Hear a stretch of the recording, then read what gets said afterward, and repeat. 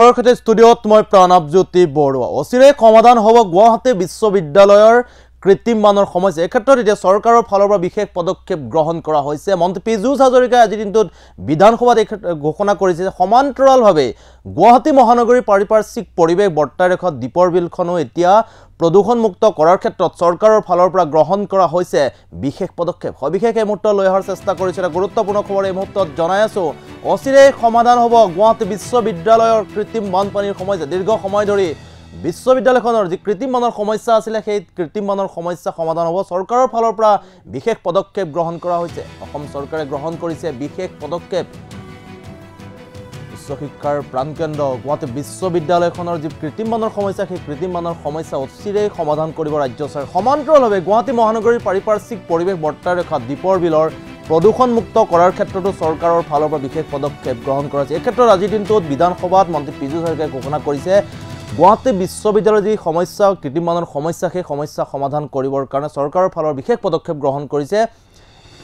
ধনৰাশি মোকলাই দিয়া হৈছে এই সমস্যাসমূহ সমাধান কৰিবৰ কাৰণে। যিহেতু দীৰ্ঘদিনীয়া সমস্যা আছিলে গুৱাহাটী বিশ্ববিদ্যালয়খনৰ, সেই সমস্যা অচিৰে ওপৰি সমান্তৰালভাৱে গুৱাহাটী মহানগৰীৰ যি পাৰিপাৰ্শ্বিক পৰিৱেশ বৰ্তাই ৰখাত দীপৰ বিল, সেই দীপৰ বিলৰখনো এতিয়া প্ৰদূষণমুক্ত কৰাৰ ক্ষেত্ৰত চৰকাৰৰ ফালৰ পৰা বিশেষ পদক্ষেপ গ্ৰহণ কৰিছে। আমাৰ তাত মন্ত্ৰী পীযুষ হাজৰিকা ভাষ্য আহি পৰিছে। এই মুহূৰ্তত সেই ভাষ্য আগবঢ়াইছে। আৰু যিটো তেখেতে গুৱাহাটী ইউনিভাৰ্চিটিৰ বানপানীৰ কথা কৈছে, আচলতে গুৱাহাটী ইউনিভাৰ্চিটিৰ কৃত্ৰিম বানপানীৰ লগত জলসম্পদ বিভাগ ডিৰেক্টলি ৰিলেটেড নহয়।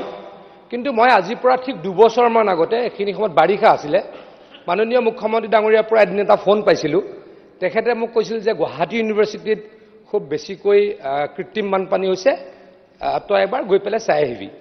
মই মুখ্যমন্ত্ৰী ডাঙৰীয়াৰ নিৰ্দেশত গৈ পেলাই চাইছিলোঁ। তথাপিতো আকৌ কৈছোঁ, এই কৃত্ৰিম বানপানীটো গুৱাহাটী চিটিৰ বা গুৱাহাটী ইউনিভাৰ্চিটিৰ কৃত্ৰিম বানপানী not related to water resource department.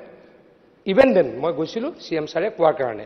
তাৰপিছত লগত আমি গোটেই কেঁচাকৈ নলা খান্দি আমি পানীখিনি উলিয়াই দিয়াৰ ব্যৱস্থা কৰিছিলোঁ। আৰু যোৱা বছৰো আমি মই যোৱা বছৰো নিজে গৈছোঁ, তাৰ আগৰ বছৰো গৈছোঁ, যোৱা বছৰো গৈছোঁ। গৈ মই নলা খান্দি পানীখিনি উলিয়াই দিয়াৰ ব্যৱস্থা কৰিছিলোঁ। এইবাৰ আমি 15 কোটি টকাৰ আবণ্টন দিছোঁ। টেণ্ডাৰ হ'ল, টেণ্ডাৰ এৱাৰ্ড হ'ল, কামো ইতিমধ্যে আৰম্ভ হোৱাৰ পথত। গুৱাহাটী ইউনিভাৰ্চিটিৰ আমি এই নালাখিনি বনোৱাৰ কাৰণে অতি সোনকালে কাম আৰম্ভ কৰিছোঁ। আকৌ কৈছোঁ, যদিও ৱাটাৰ ৰিচোৰ্চ ডিপাৰ্টমেণ্ট ৰিলেটেড নহয়, কিন্তু মুখ্যমন্ত্ৰী ডাঙৰীয়াই নিৰ্দেশ দিয়াৰ কাৰণে ৱাটাৰ ৰিচোৰ্চ ডিপাৰ্টমেণ্টে 15 কোটি টকা ধাৰ্য কৰি নালা বনোৱাৰ কাম ইতিমধ্যে আৰম্ভ কৰিছে। আৰু টেম্পৰেৰী কামটো যোৱা 2 বছৰ গুৱাহাটী ইউনিভাৰ্চিটিত আমি চলাই আছিলোঁ। কালমণি বুলি যে এখন নদী আছিলে, তাৰ কোনো এক্সিষ্টেঞ্চ নাছিলে আজিৰ পৰা 1.5 বছৰ আগলৈকে। মানে আমি যেতিয়া এয়াৰপৰ্টলৈকে গৈ থাকোঁ অধ্যক্ষ ডাঙৰীয়া, বাওঁফালে আমাৰ দীপৰ বিল, সোঁফালে ৰাস্তাৰ লগৰে এটা চেনেল আছিল। ৰাস্তাটোৰ একদম পেৰেলেলি, কোনো নাজানিছিলে, কাৰণ গোটেইখিনি মানুহে দখল কৰিলে, মাটিৰে পুতি গ'ল। আৰু সেইটো মোক আকৌ কৈছোঁ, মুখ্যমন্ত্ৰী ডাঙৰীয়াই মোক কৈছিলে যে এইখন খান্দিব লাগে, পানী বোৱাব লাগে। তাতে আমি নালাটো খান্দিলোঁ। কালমণি নদী হয়তো আগতে বহুত ডাঙৰ আছিল, এতিয়া আমি ইমান ডাঙৰ মাটি নাপাওঁ, কিন্তু 6-7 ফুট 8 ফুটমানকৈ আমি খান্দিলোঁ। খান্দাৰ পাছত আমি পানীখিনি আমি দীপৰ বিললৈকে সোমাব পাৰিলোঁ। আমাৰ উদ্দেশ্য আচলতে অধ্যক্ষ ডাঙৰীয়া দীপৰ বিললৈকে বেছি পানী সোমোৱা।